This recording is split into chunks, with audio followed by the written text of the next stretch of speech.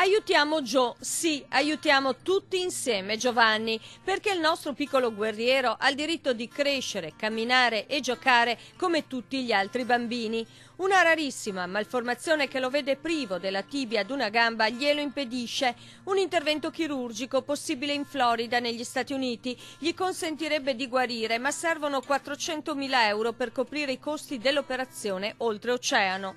La gara di solidarietà ha conquistato tutti i veneti e negli ambiti più diversi: spettacoli, manifestazioni sportive, eventi culturali, iniziative che abbracciano il piccolo Gio e che alimentano la corsa di solidarietà per arrivare quanto prima all'obiettivo. Ieri sera al Mercante sono stati raccolti quasi 1.000 euro, un grande lavoro, quello dell'FC Bassano 1903 e dei Fedelissimi, che hanno organizzato la lotteria con il pallone giallo-rosso di cioccolato, le focacce e gli immancabili biscotti di Gio. L'estrazione sarà il 14 aprile, nella Domenica delle Palme.